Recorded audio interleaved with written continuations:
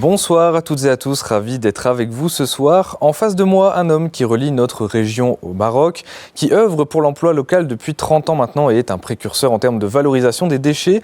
Bouchaïb Samaoui est avec nous ce soir. Bonsoir Bouchaïb. Bonsoir Corentin. Alors vous êtes le directeur du Centre d'insertion socio-professionnelle droits et devoirs. Vous donnez plusieurs formations, on aura le temps de revenir sur chacune d'entre elles un petit peu plus tard, mais il y en a une qui est présente depuis le départ, c'est le reconditionnement de matériel informatique. Alors aujourd'hui c'est acquis de parler de reconditionnement, mais il y a 30 ans c'était quand même assez novateur.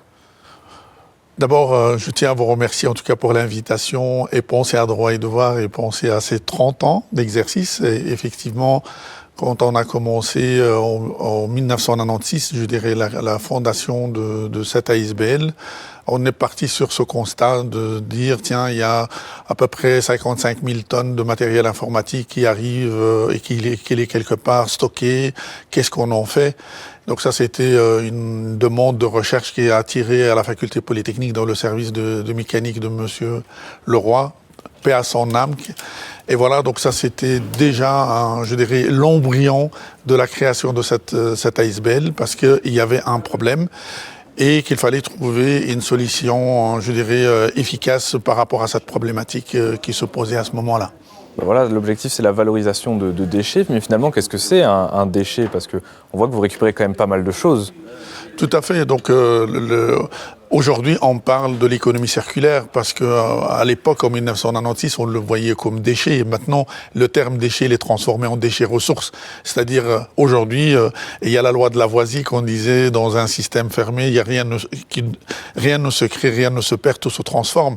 Et je pense qu'aujourd'hui, on est arrivé à cette réalité. Chaque produit aujourd'hui, on essaye de le récupérer et le revaloriser au maximum parce que il y a quand même je dirais un danger par rapport aux ressources naturelles aujourd'hui et on arrive quand même au signal de dire attention aux limites planétaires dans tout ce qui compose notre planète. Alors l'objectif transversal de droits et devoirs, c'est aussi de remettre des gens à l'emploi via la formation. Quand vous avez présenté votre projet en 1996, en parlant de valorisation de déchets, reconditionnement de matériel informatique, on vous a pris un peu pour un fou, non ? Tout à fait, parce qu'au départ, on voyait l'informatique, c'est une technologie importée. Donc, on avait tout le matériel arrivé quelque part de Chine aux États-Unis, donc on n'avait pas en Europe. Et donc, le fait d'avoir que du matériel, il fallait tout vraiment construire pour faire un programme pédagogique et commencer à initier les personnes à démystifier cet outil, comme ce qu'on est en train de vivre aujourd'hui avec l'intelligence artificielle. Donc, il fallait le temps de comprendre, de l'utiliser et commencer à produire. Et nous, en tout cas, notre démarche, il voulait être encore plus haut que ça, c'est-à-dire on voulait ne laisser personne à côté, parce que moi j'étais à l'université en tant qu'ingénieur, je voyais avec nos collègues, on disait tous ceux qui ne rentrent pas à l'université, qu'est-ce qu'ils vont devenir? Et on voulait ne laisser personne sur le côté. Et de là, on est parti, je dirais, sur une ligne, comment réduire la fracture numérique, la fracture écologique et la fracture culturelle. Justement, vous parlez de la fin de vos études, c'était en 95, donc vous êtes ingénieur civil de formation. Ouais. Tout de suite en 96, vous créez Droits et Devoirs. Pourquoi vous avez directement voulu vous lancer dans cette formation, dans ce volet social finalement? C'est un attrait que vous aviez depuis longtemps? Mais je pense que c'est dans mon tempérament en tant que personne solidaire et sociale. Et j'ai vécu aussi dans une famille qu'on n'avait pas la richesse à côté de notre porte.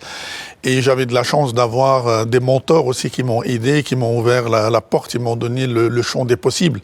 Et je restais aussi redevable parfois quand on prend la métaphore d'un véhicule, il y a toujours un rétroviseur. Il faut jamais oublier d'où ce qu'on vient. Et quand on est venu d'un milieu assez précaire, parfois, il faut penser à ces gens-là et voir comment apporter aussi, partager et cultiver la dignité et le respect pour tout citoyen. C'est important d'avoir cette démarche sociale, justement, encore plus aujourd'hui, j'imagine? Mais je pense que c'est encore plus criant aujourd'hui qu'avant, parce qu'avant on avait une richesse. Aujourd'hui, on arrive quand même à des limites budgétaires et on doit... D'ailleurs, c'est notre combat tous les jours aujourd'hui. Chaque jour du matin, de quoi on parle? On parle de l'emploi, on parle du travail, on parle d'apporter une valeur ajoutée, on parle de la richesse du pays, on parle de la croissance du pays. Parfois, on reste sur le PIB qui n'est pas un indicateur pour moi, parce que un indicateur de PIB, on peut faire la croissance et on peut avoir une pauvreté derrière dans ce qu'on vit. Dans notre centre, en tout cas, donc la majorité des stagiaires qui viennent chez nous, ils sont quasiment au seuil de la pauvreté. Donc il faut absolument construire, apporter. D'ailleurs, le nom parfois de droit et devoir, il prend plusieurs, je dirais, significations. Comme je le dis parfois, j'ai dit c'est le droit à la dignité et le devoir à l'engagement. Ça, c'est un de notre, je dirais, leitmotiv dans ce travail-là. On dit aussi c'est le droit à l'espoir, parce qu'aujourd'hui, sans espoir, on ne peut pas avancer. Et le droit à l'engagement et sortir, en fait, de la difficulté dans laquelle on vit avec les disponibles. Vous l'avez dit, l'égalité des chances, c'est un peu votre combat. Finalement, dans l'insertion sociale, c'est pas évident non plus, parce qu'il y a beaucoup de préjugés, de clichés, d'autant plus dans notre région, ici à Mons-Borinage.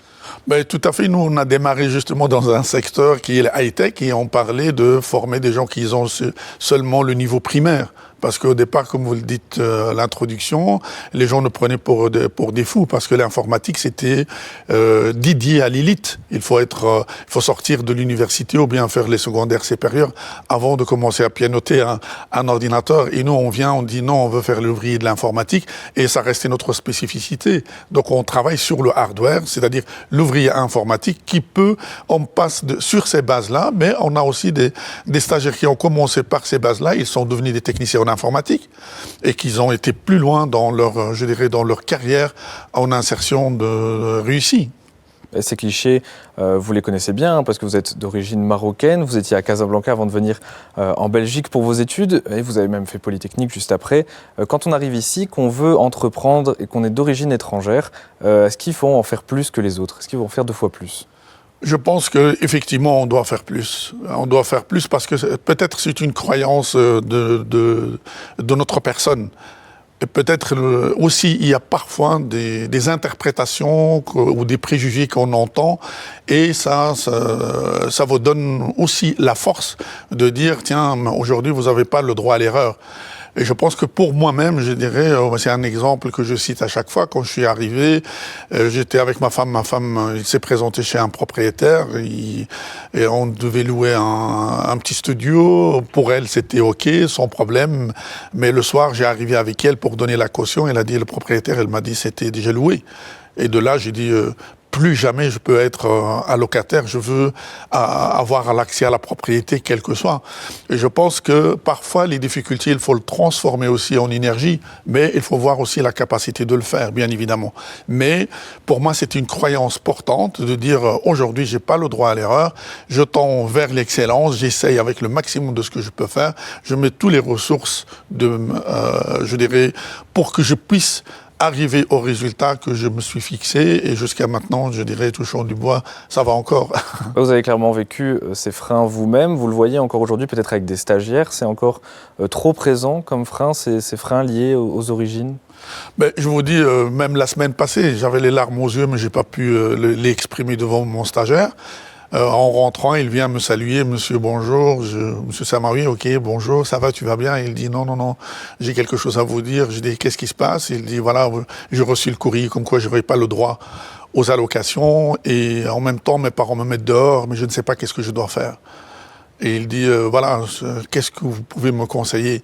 Et sincèrement, ça, c'est nos situations au quotidien, et c'est très, très difficile, parce qu'il n'y a pas derrière, oui, il y a je dirais, il y a parfois des difficultés budgétaires, effectivement, mais il y a aussi la dignité humaine, et je pense qu'on est en train de vivre une transition qui va à une vitesse vive et prime, qui n'est pas encore adaptée à la situation de nos citoyens.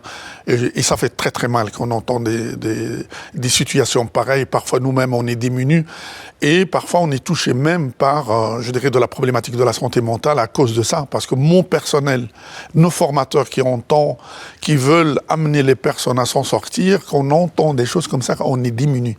Avant, effectivement, avec les allocations, mais je dis, effectivement, il faut qu'il y ait des réformes, il faut vraiment engager la création de l'emploi, il faut de l'emploi et tout le monde croit à la valeur du travail. Mais attention, il n'y a pas tout le monde qui fraude. Il y a des gens qui vivent des situations très très complexes et qu'il faut vraiment aller en douceur pour amener les personnes à faire mieux et pas revenir à un état catastrophique dans le pays. Oui, il y a la réforme du chômage qui touche donc vos stagiaires, mais il y a aussi la réforme des CISP, donc des centres d'insertion socio-professionnelle qui arrive, qui est prévue en tout cas pour 2026. Finalement, qu'est-ce qui va se passer avec cette réforme? À quel point ça va vous toucher? Mais sincèrement, les CISP, pour moi, c'est un acteur majeur dans l'insertion socio-professionnelle. Parce que, comme je l'ai dit tout à l'heure, c'est la première porte dans laquelle un demandeur d'emploi il a la possibilité de, quelque part, se confier. Parce que dans la pédagogie du CISP, il y a une partie technique, c'est-à-dire la formation professionnalisante, et il y a la partie du suivi psychosocial. Et dans le côté psychosocial, ils sont accompagnés par un agent de guidance et d'orientation qui peut être un psychologue ou une assistante sociale ou un assistant social. Et là, il y a toute la problématique qui est en dehors du côté technique. Donc là, on parle de l'alimentation, on parle de l'hygiène, on parle de la mobilité, on parle de tout ce qui est lié à la personne elle-même. Parce que dans ces structures-là, et c'est ce que je trouvais admirable, c'est qu'on parle humanité, on parle l'humain. Parce que là, on s'intéresse à l'humain. Et effectivement, donc il y a la partie supplémentaire qui est la partie formation professionnalisante. Et comment travailler en équilibre sur ces deux vecteurs pour amener la personne à s'en sortir. Et ce qui est important dans le CISP, c'est aussi, il y a deux pédagogies, mais il y a la pédagogie qui est la formation assortie par un travail productif. Ça veut dire que les personnes se forment en faisant. Donc, ils se forment même dans un milieu de l'entreprise. Ils doivent, l'évaluateur, parfois, c'est le client. Parce qu'un client, par exemple, chez Droit et Devoir, quand il vient chercher du matériel informatique, quelque part, ce qu'il veut, il veut du matériel qui fonctionne. Oui, c'est lui qui valide le travail. C'est lui qui valide le travail. Et là, on a été même plus loin d'aller chercher les labels, les meilleurs labels qui existent. On est ISO 14001, on est EMAS et on a le label régional, la RUCUP, qui donne la garantie déjà à notre stagiaire pour dire que tu travailles d'une manière professionnelle, au client pour dire quand vous achetez du matériel, vous achetez du matériel professionnel garanti. Et ces gens-là, ils sont formés en faisant. Et je pense que cette pédagogie qui est dans les 157 centres dans notre région... Oui, justement, il y a beaucoup de centres et beaucoup de structures. Et ce qui est pointé du doigt, c'est notamment le côté un petit peu flou de ce paysage des CISP. Est-ce que c'est vrai, aujourd'hui, le parcours est compliqué pour retrouver le chemin de la formation ? Vous le savez, on est dans un pays, si on parle de politique, on dit on a un très très beau pays, mais il est complexe au niveau politique. Mais c'est valable pour tout, je pense, il faut extrapoler sur ça. Effectivement, l'insertion socio-professionnelle, il y a pas mal d'opérateurs. Par contre, il faut comprendre que dans la formation, on est dans un écosystème. Donc il y a l'arrivée du stagiaire, il y a tout un accueil et une orientation qui peut se faire. Il faut identifier d'abord, parce qu'on n'est pas dans l'enseignement, on n'est pas dans l'obligation de l'enseignement. Ici, on est dans la formation. Donc, il faut absolument travailler aussi l'apprentissage. Parfois, il faut déstructurer pour structurer. Donc, il faut un accueil. Comme il y a des problèmes aussi psychosociaux, donc il faut identifier d'abord la personnalité, il faut le contenant devant vous, qu'est-ce que ça représente et qu'est-ce qu'il est capable de porter. Et après, on peut travailler sur le contenu. Je ne peux pas travailler avec quelqu'un qui n'a pas de logement et demain, je vais lui dire, écoute, tu vas trouver un emploi. Il va me dire, mais je cherche d'abord une adresse. Sans les rudiments de départ, on ne peut pas travailler. On ne peut pas bâtir sur un désert, je dirais. C'est pas possible de bâtir des sociales sur un désert, c'est pas possible. Donc, c'est le meilleur à vivre dans un CISP, c'est ce côté-là. Parce qu'on ne voit pas la personne comme seulement un travailleur. Effectivement, c'est un travailleur, mais il y a aussi cette dignité humaine derrière pour d'abord lui assurer le minimum vital, je dirais. Vous avez justement rencontré Chris Masaki il n'y a pas très longtemps, le député wallon, pour parler de cette réforme. Concrètement, qu'est-ce qui ressort de cette rencontre finalement ? Mais vraiment, c'est une initiative intéressante et je trouve que c'est le seul député ici de notre région qui s'est manifesté et qui a quelque part fait appel à la rencontre des CISP. Donc il a lancé un appel comme ça pour dire j'ai entendu qu'il y a un problème de CISP et est-ce qu'il y a des CISP qui souhaitent vraiment que je sois le porte-parole. Et bien évidemment, on a organisé une réunion avec lui. Il y avait les représentantes de la plateforme, donc de la plateforme ici de Mons-Borinage, qui représente à peu près 17 CISP. Et voilà, donc on a échangé avec lui, on lui a porté quelques difficultés rencontrées avec le cabinet parce que nous n'avons pas eu des réponses rapides à certaines questions. Justement, est-ce qu'il a su vous amener des réponses alors ? Tout à fait. Ici, d'ailleurs, il n'y a pas, je dirais, il n'y a pas loin que lundi, en tout cas, j'ai eu pas mal de réponses à nos questions, notamment sur des problématiques qui restent, mais il reste du travail à faire. Je pense qu'il a entrepris quelque chose de positif, je dirais, pour être à l'écoute. Un politique, pour nous, sa priorité première, c'est d'abord écoute, identifier les besoins, et je pense qu'il est politicien pour tout le monde. Il n'est pas politicien que pour sa partie, le parti, et je pense qu'il y a une demande pour tous les citoyens, qu'ils soient des stagiaires ou bien les opérateurs de CISP. Nous sommes heureux d'avoir quelqu'un qui peut porter notre cause à la région et peut être un interlocuteur en plus de nos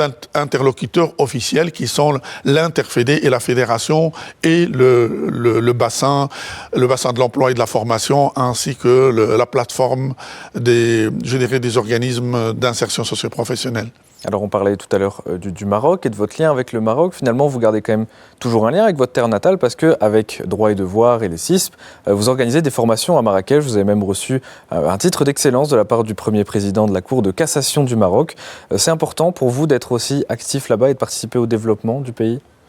Mais comme on disait au départ, donc on cherche un peu à garder le lien. Le lien, c'est très important. Pourquoi ? Parce que pour nos stagiaires déjà, quand on est parti à la Cour de cassation, nos stagiaires n'ont jamais mis le pied sur la Cour de cassation en Belgique. Mais là, ils ont rencontré le président, ils ont rencontré le procureur, le premier procureur. D'ailleurs, qu'on a eu l'occasion de les rencontrer même ici à Mons. Ils sont venus à la ville de Mons. Et notre rôle en tant que je dirais comme citoyen, je parlais même de citoyen du monde, c'est aussi être ambassadeur. Moi, j'adore ma ville avec tout ce qu'il a comme opportunité, comme possibilité. Et je vois aussi le côté du Maroc, je parle il y a des années, comment il y a une progression. Et on a dit, il y a des opportunités, il faut saisir ces opportunités et créer le lien. Aujourd'hui, le lien permet à la Cour de cassation de nouer des conventions de la formation des juristes au Maroc. Pour moi, c'est un potentiel incroyable. Et même la fille du président de la Cour de cassation, elle a fait ses études ici, elle est sortie comme architecte ici de la ville de Mons, donc c'est une fierté pour nous. Garder du lien, finalement, c'est le mot d'ordre un peu de Droit et Devoir, j'ai l'impression, parce qu'on peut notamment lire sur le site de Droit et Devoir que l'ASBL a vu le jour en partant du principe que l'informatique s'adresse autant aux personnes sans diplôme qu'à celles issues d'études supérieures. C'est très clair, en fait. Le but, c'est aussi de réduire la fracture numérique, de garder du lien. On l'a notamment vu pendant le Covid, finalement. Tout à fait. D'ailleurs, vous avez parlé de Marrakech, et Marrakech, le projet qui a été financé par Wallonie-Bruxelles International, en partenariat avec le Forem, on a travaillé avec l'Université de Marrakech sur deux aspects. Le côté numérique et le côté soft skills. D'ailleurs, on parlait justement, nous, on est parti Droit et Devoir en tant qu'expert dans tout ce qui est psychosocial, les soft skills, et le Forum, il nous accompagnait aussi par rapport au côté numérique. Et c'était la question par rapport à l'université de Qadiriya de Marrakech, il y a 100 000 étudiants qui viennent à l'université. 100 000 étudiants, vous imaginez Mons, tous les citoyens montois, ils vont à l'université. Et donc, il y a la question structurelle qui se pose. Il n'y a pas des amphis, il n'y avait pas assez. Donc, il fallait travailler sur une solution, comme on parlait de la solution des déchets au départ. Maintenant, il faut trouver une solution de la massification des étudiants à la faculté. Qu'est-ce qu'on fait? Et on a commencé à travailler sur le benchmark des plateformes de formation. Et nous, on avait anticipé avec l'université de Marrakech jusqu'à ce qu'on a réalisé notre plateforme de formation à distance qui nous permet aujourd'hui aussi un outil pour nous, pour nos stagiaires. Et quand le Covid est arrivé, on était déjà doté de ces équipements-là, et même au niveau de la réduction de la fracture numérique pendant le Covid, et je suis fier de le dire, mais on a permis à tous les étudiants, par exemple, étrangers de la faculté polytechnique et de l'UMONS, qui n'avaient pas un ordinateur portable pour se connecter pour ces examens, on leur a proposé des ordinateurs. Exactement, et la même chose aussi pour certains corps médicaux de l'hôpital Ambroise Paré, qu'ils avaient aussi un besoin d'ordinateurs portables, et on était là pour équiper et apporter aussi une pierre à l'édifice pendant cette situation catastrophique des Covid. Bah oui, on était venu vous voir à ce moment-là, on voyait qu'il y avait beaucoup de monde qui venait chez Droit et Devoir, en tout cas pour récupérer du matériel. Est-ce qu'on sent qu'il y a encore finalement aujourd'hui beaucoup de gens éloignés de cette technologie qui n'ont pas les moyens de s'offrir cette technologie ou des moyens informatiques en tout cas ? Nous, on est quelque part, on a aussi un principe de liberté. Vous savez qu'aujourd'hui, le numérique, il s'impose, on ne vous donne pas le choix. Mais il faut aussi respecter les gens qui ne veulent pas emprunter, je dirais, cette technologie. Moi, mon beau-père, il a 90 ans, mais il a été à la banque, il lui a dit, pour suivre tes comptes, il faut avoir un smartphone, il faut apprendre et des choses comme ça. Et on est un peu dépassé. Et pour ça, d'ailleurs, on a mis un projet européen qui continue chez Droit et Devoir, qui est la formation des écrivains publics numériques. Et justement, par respect à ces citoyens-là, ils viennent chez nous et on peut les aider pour vraiment pour ne pas être écartés du côté numérique. Et je pense qu'il faut respecter ces gens-là aussi, c'est pas leur choix en fait d'adhérer à tout ce qui est cette progression technologique à la vitesse vive et prime, mais il faut aller à leur vitesse et leur donner aussi une chance pour qu'ils restent dans une société inclusive. Alors vous l'avez dit tout à l'heure, mais quand vous voyez ce que vous avez fait finalement avec Droit et Devoir et même au Maroc par exemple, c'est quelque chose qui vous remplit de fierté. C'est vraiment ça, quand vous regardez un petit peu le parcours en arrière, c'est beaucoup de fierté quand vous voyez ce que vous avez accompli déjà ? Mais quand on est vraiment dans le train, on voit pas la vitesse avec quelle vitesse il partait. Mais franchement, ici, par rapport à l'exercice, j'ai dit, tiens, en préparant cette émission-là, j'ai dit, je vais aller quand même voir des photos. Mais j'étais un peu impressionné, je dirais, du parcours moi-même. J'ai dit, ah waouh. Okay. Mais tout ce parcours-là n'a pas été fait que par moi-même. Il y a une équipe derrière, il y a des hommes et des femmes qui travaillent au quotidien chez nous et qui donnent aussi le sens à ce qu'ils font. Et c'est grâce à eux et grâce aussi à la confiance, sincèrement, la confiance de ces stagiaires qui viennent chez nous, la confiance des partenaires, la confiance du pouvoir public avec nous, la confiance de toutes ces autorités-là et la confiance surtout de moi-même, de ce que je fais et la confiance de notre organe d'administration qui sont des professeurs de la faculté polytechnique de Mons-UMONS. Mais grâce à eux qu'aujourd'hui on peut tous dire, on a fêté 20 ans avec Michel Boujna qui était notre parrain, mais ici on va fêter nos 30 ans et peut-être avec le capital de ce que nous avons fait, je pense qu'on peut estimer apporter une pierre à l'édifice avec toute humilité. Ah oui, vous êtes fiers de vous, mais vous m'avez dit quand même en préparant cette émission que le plus important c'était quand même de rendre fiers vos enfants. Pourquoi ? Mais sincèrement, je dirais, avant d'aller avancer, je dirais, pour dire je vais apporter un plus aux autres citoyens, je pense que le laboratoire, il se trouvait chez moi. Et sincèrement, je suis fier de l'éducation que j'ai eue. Avec mes enfants, j'ai un Souhail que vous voyez à l'écran, mais c'est quelqu'un qui fait la médecine. Il est aujourd'hui dans la chirurgie, au Chirec et qui travaille. Et on en discute et je suis vraiment fier de son parcours. Il y a des difficultés toujours rencontrées parce que c'est un jeune qui construit son avenir. Mais je suis fier en tout cas des résultats escomptés aujourd'hui. Il y a son frère, Onaïs, qui a apporté le Consia ici à Mons et dans lequel aussi il crée son entreprise et aujourd'hui c'est un ingénieur polytechnicien qui a sillonné aussi, il est parti en Malaisie, il a fait Montréal aussi à l'université polytechnique de Montréal et je suis fier, j'en ai que 2 avec une petite fille maintenant, mais vraiment je suis fier en tout cas de leur parcours et j'espère que ma petite fille et les enfants qui viennent par après qu'ils soient aussi à la hauteur je dirais du parcours de leur frère. Ils ont suivi vos traces, clairement, finalement, ils ont entrepris aussi. Vous leur avez fait profiter de votre expérience, j'imagine, depuis 30 ans avec Droit et Devoir. Je pense qu'il y avait un exercice et un discours qui était à la maison chez nous, moins de paroles, mais plus d'exemplarité. Et c'est ce qu'on essaye de faire comme moyen d'éducation. Et je pense que la génération Z a besoin de ça. Elle a besoin de moins de paroles, mais des exemples et des choses concrètes. Et vraiment aller dans l'action avec résultat. Et c'est ce qu'on a besoin aujourd'hui. C'est ce que vous avez essayé de faire avec Droit et Devoir, finalement. Vraiment, on a essayé à apporter cette pierre à l'édifice. Et je dis, c'est aussi merci à tous les citoyens, à toutes les personnes qui nous ont fait confiance. Et merci à votre télévision, en fait, qui nous a fait honneur. Et même en 2005, ils m'ont accompagné au Maroc lors de la mission avec le ministre de l'économie, Serge Kubla, ils sont venus jusque-là. Ils ont vu notre parcours et comment on peut jouer le rôle d'ambassadeur de la ville qu'on adore tous, la ville de Mons.